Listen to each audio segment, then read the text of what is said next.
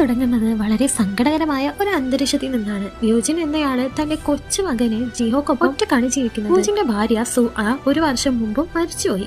അമ്മയില്ലാത്ത വീട്ടില് അച്ഛനും മകനും പരസ്പരം താങ്ങായിട്ട് ജീവിക്കും. കഠിനമായിട്ടുള്ള ജോലികളൊന്നും അവനക്ക് ചെയ്യാൻ കഴിയില്ല. എന്നാൽ മകൻ ജിഹോയുടെ മനസ്സിൽ ഒരേ ഒരു പ്രതീക്ഷയേ ഉള്ളൂ. മരിക്കുന്നതിന് മുമ്പ് സുആ അവന്റെ അമ്മ ഒരു കഥാപുസ്തകം അവന് നൽകിയിട്ടുണ്ടായിരുന്നു.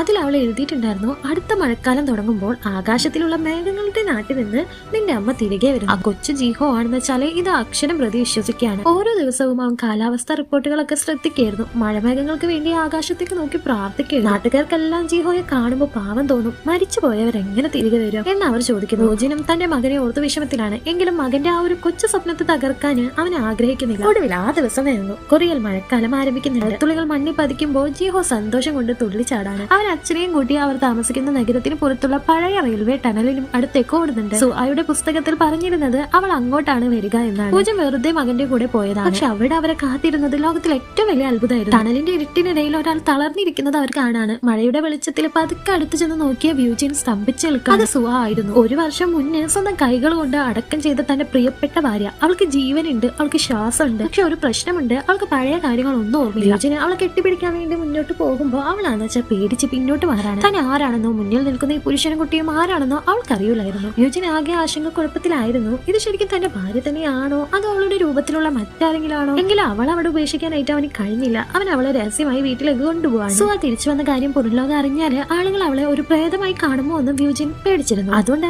അവൻ അവളെ വീടിനുള്ളിൽ ഒളിപ്പിച്ച് താമസിക്കുകയാണ്. ഓർമ്മയില്ലാത്ത സുആ പതുക്കെ ആ വീടുമായി പൊരുത്തപ്പെടാൻ ശ്രമിക്കുന്നുണ്ട്. താൻ മരിച്ചുപോയ ഒരാളാണെന്ന് അവൾക്ക് അറിയില്ല. തന്റെ പഴയ വസ്ത്രങ്ങളും ഫോട്ടോകളും കാണുമ്പോൾ അവൾക്ക് അത്ഭുതം തോന്നാണ്. യൂജിൻ അവളോട് അവരുടെ പ്രണയ കഥ പറഞ്ഞു കൊടുക്കാൻ തീരുമാനിക്കുന്നുണ്ട്. മരിച്ചുപോയ ഭാര്യ തിരികെ വരുമ്പോൾ അവളുമായി വീണ്ടും പ്രണയത്തിലാകാൻ ഒരുങ്ങുകയാണ് യൂജിൻ. പക്ഷെ ഒരു വർഷം മുമ്പ് മരിച്ചുപോയ സുആ എങ്ങനെയാണ് യാതൊരു പരിക്കില്ലാതെ തിരികെ വന്നത്? അവൾക്ക് ഓർമ്മകൾ നഷ്ടപ്പെട്ടത് എന്തുകൊണ്ടായിരിക്കും? മഴക്കാലം കഴിയുമ്പോൾ അവൾക്ക് വീണ്ടും പോകേണ്ടി വരും. ആ രഹസ്യങ്ങൾ അറിയുന്നതിന് മുമ്പ് നിങ്ങൾക്ക് നിങ്ങളുടെ അമ്മനെ ഇഷ്ടമാണെന്ന് വെച്ചാൽ ഐ ലവ് മൈ മദർ എന്ന് കമന്റ് ചെയ്തേക്കണം. പിന്നെ ഇതിന്റെ ഫുൾ മൂവി കാണാനായിട്ട് താഴെയുള്ള പ്ലേ ബട്ടൺ ഒന്ന് ക്ലിക്ക് ചെയ്താൽ മതി.